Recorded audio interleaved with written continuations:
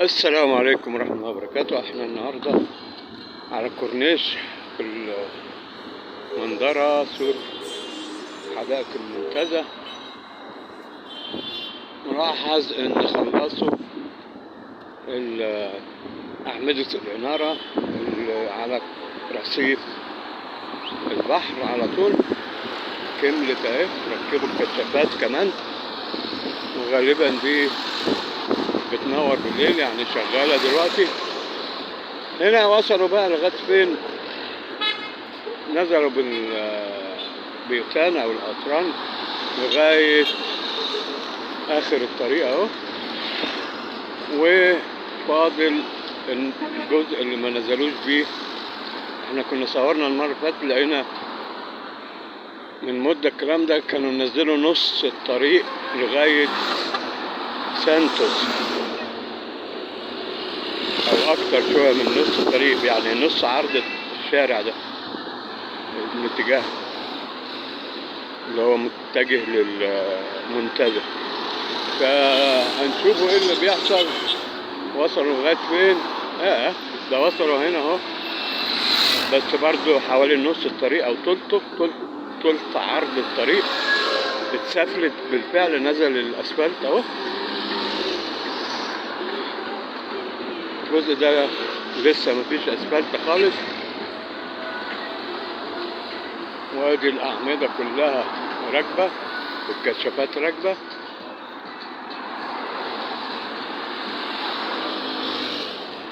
هيبقى فاضل بقى ايه؟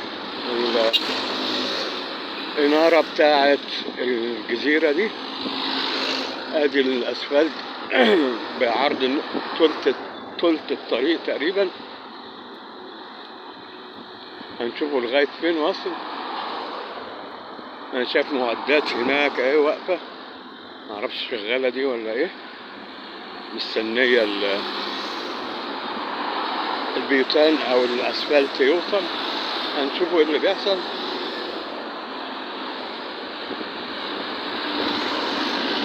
هي غالبا دي الطبقة النهائية من الاسفلت. حوالين بقى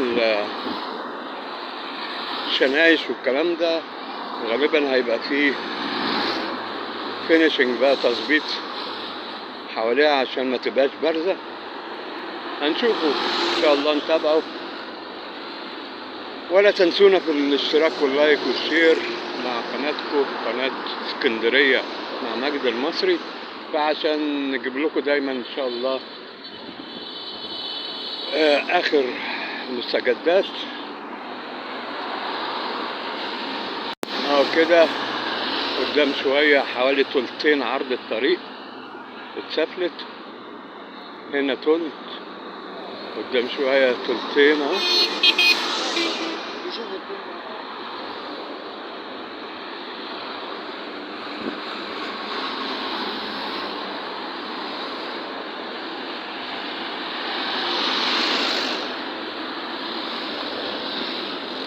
كشافات كتير على طول الجزيرة، يظهر انهم بيشتغلوا بالليل عشان يخلصوا. جنريتور عشان مولد الكهرباء، عشان يديهم كهرباء ينوروا بيها.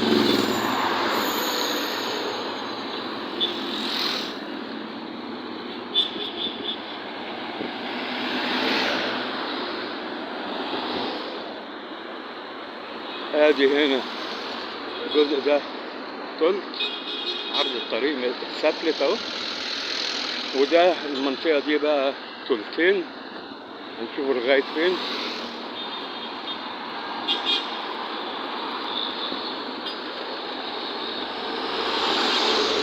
اهم حاجة أعمدة الإنارة ركبت،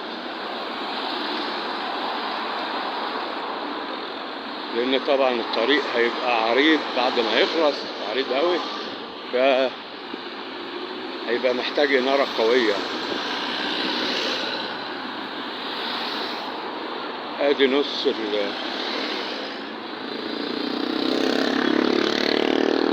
حوالي نص الطريق اتسفلت اهو.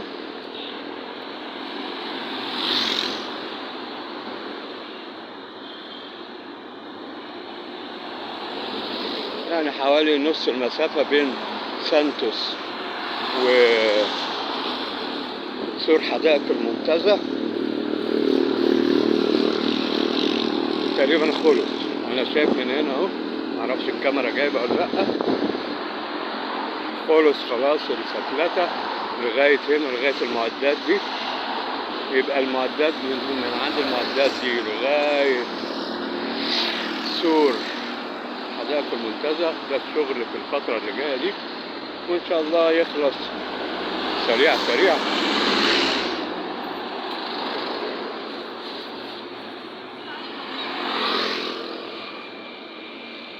احلى حاجه عملوها في الشواطئ انهم عملوا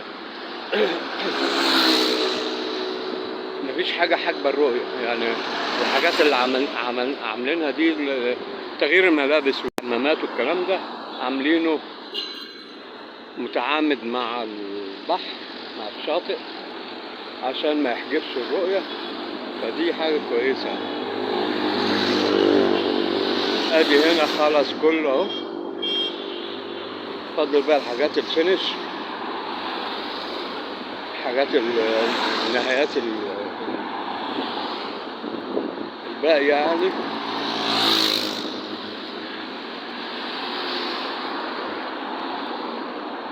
التوصيلات بتاعت الكهرباء، حتى الباليتات بتاعت اللي هيتحط عليها الأعمدة اهي جهزوها.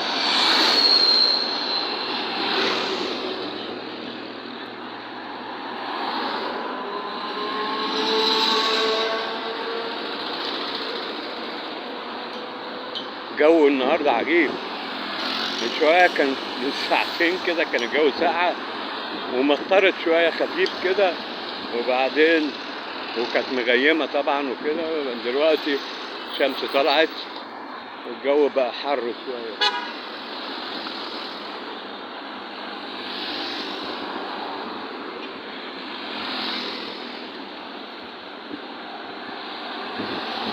تغير مناخ بقى. احنا طول عمرنا بعد شم النسيم خلاص صيف، لسه بقى للأسف تغير المناخ غير القاعدة دي، وبقى فيه كل يوم في حاجة جديدة، كأننا في الخريف مش في الربيع. وهنشوف إن شاء الله اللي جاية إيه بإذن الله، إن شاء الله خير.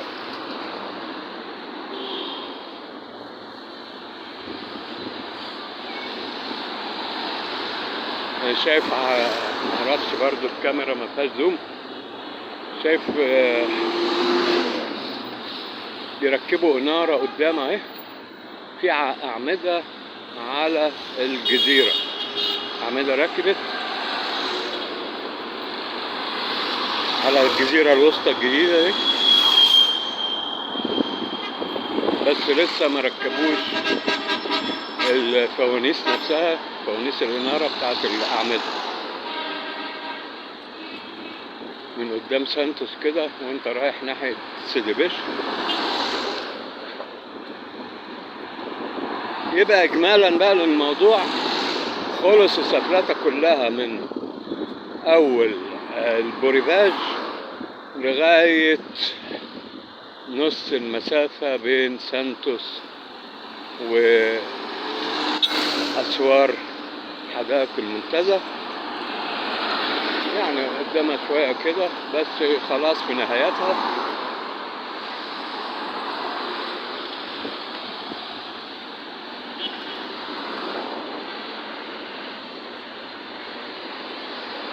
الشارع هيبقى عرض قد ايه، خلينا نقف في الوسط كده يبان عرض الطريق اكتر.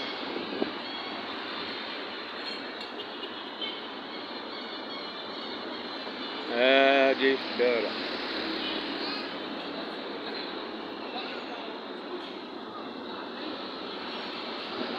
عرض كبير. الناحية التانية طبعا الحواجز اللي في الوسط دي هتتشال، ويبقى شوف عرض الطريق برضو قد ايه، حوالي 5-6 حارات، وهنا برضو حوالي 5-6 حارات.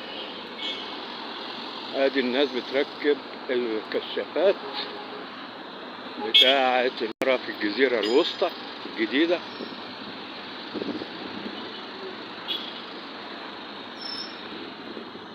واسع حلو بس للأسف بياخد وقت وجهد وفلوس،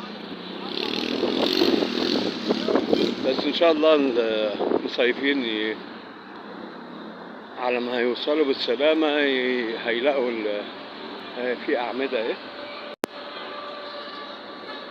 جاهزة على التركيب على الباليتسات بتاعتها، وفي ناس بيركبوا اهي الأعمدة، في ناس بتركب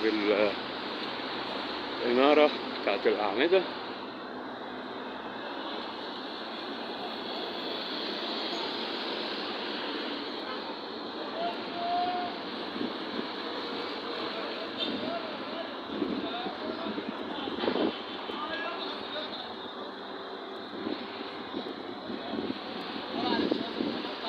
هذه الأعمدة ركبت في الجزيرة الوسطى من أول سانتوس اهي لغاية البوريفاج.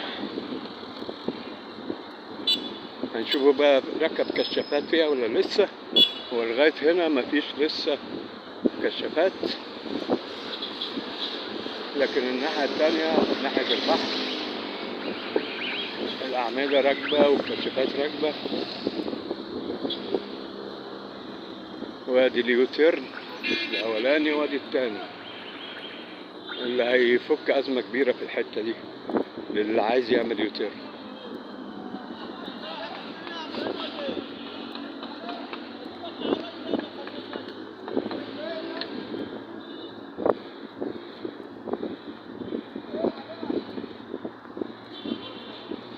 ادي الأعمدة الجديدة بتاعت الجزيرة الوسطى. هنا عمودين عمودين عمودين عمودين عشان هنا في اليوتيرنز 2 يوتيرن، فمزودين الإنارة فيها. وبعدين طول ما انت ماشي بقى في اهي الأعمدة الجديدة راكبة.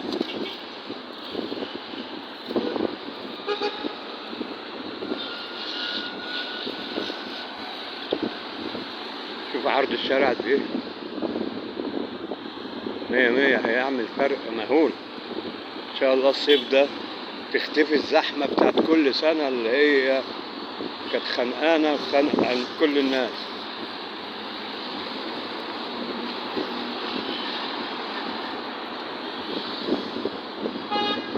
كنت عشان توصل مثلا من المنتزه لحد المنشية تاخد لك 3 ساعات في مشوار، لو السكة سالكة ما ياخدش نص ساعة.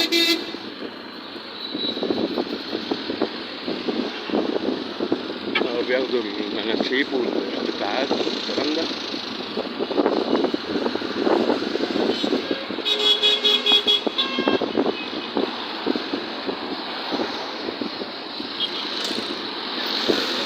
فضلا عن حضراتكم لا تنسونا في الاشتراك واللايك والشير، عشان يعني بيدينا حافز بصراحة ان الواحد يتحرك ويجيب لكم اخر حاجة بتحصل وقتها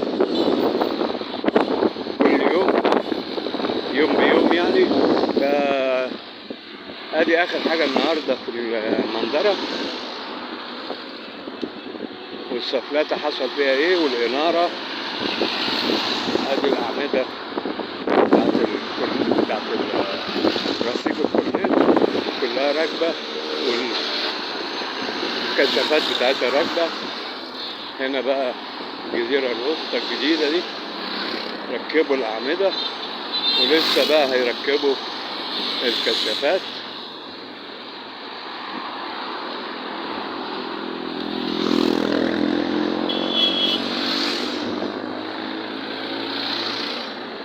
والله بنتعبوا بنتعبوا جامد يعني عشان نجيب لكم آخر الأخبار وآخر المشاهد واللي بيحصل في اسكندرية مع قناتكم، قناة اسكندرية مع ماجد المصري. فيا ريت تشرفونا بالاشتراك واللايك والشير عشان الفيديوهات توصل لأكتر عدد من الناس اللي بتحب تتابع إيه اللي بيحصل يوم بيوم.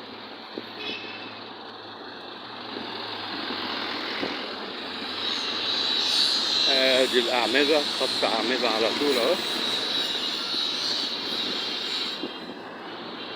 بص عرض الشارع، هنمشي في وسطيه كده عشان يبان قد ايه الشارع واسع. ده اتجاه واحد،